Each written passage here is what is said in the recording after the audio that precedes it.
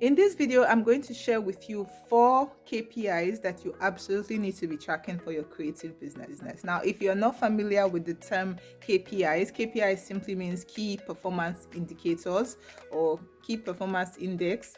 But basically, these are certain figures or certain attributes that you use to tell if your business is making any progress or not, if you're performing, if you're reaching certain goals, or if you're literally just whiling away time. The very first KPI that you absolutely need to be tracking for your creative business is new clients.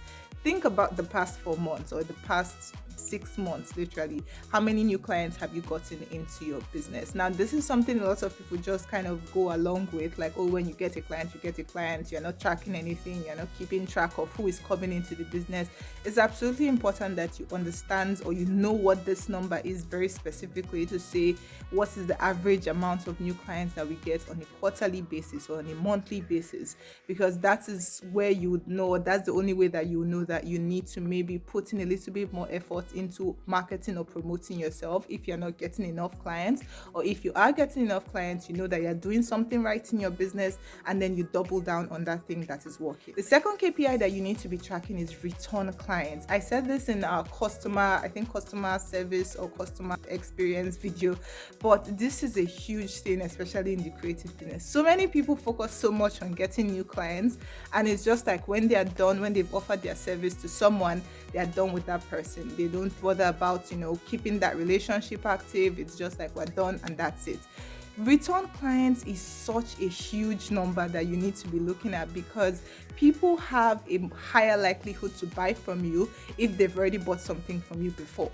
In all honesty, if someone has paid for your service in the past, especially if you offered like really excellent service, they have a very high chance to come back and buy from you again, because that trust is already there, as opposed to pursuing and trying to get a new client for your business, which literally can take a really long time, right? So you need to be tracking return customers or return clients as opposed to new. Yes, new clients is very important, but then how many people that bought something from you come back again to buy from you? If they're not coming back, why are they not coming back? Did they not like your service? Was there a problem?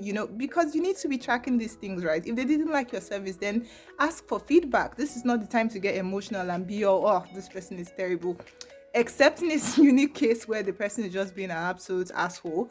If you actually offered really good service and they didn't like it from an honest point of view, it's not bad to just reach out to them and ask if they didn't like your service, what's something that you can improve, because as a creative, you're always growing and you're always learning. So if there's something that you can improve, you absolutely should improve that thing. The third number that you need to be tracking is the average amount of time to get your projects complete. So this will very much depend on whatever it is that your business is about. If you're a graphic designer, if you're a photographer, if you are an artist, if you are a writer, if you're a blogger, if you're a content creator, what's the average amount of time per project? So a project may typically be, if you're a content creator, for example, maybe you create a lot of videos, maybe you write a lot of content. For each piece of content, what's the average amount of time that it takes you from the point where you have the idea to the time where it is published? If you're a photographer, from the time where you plan out the shoots to getting there and taking the photos to actually editing the photos and sending it to the client,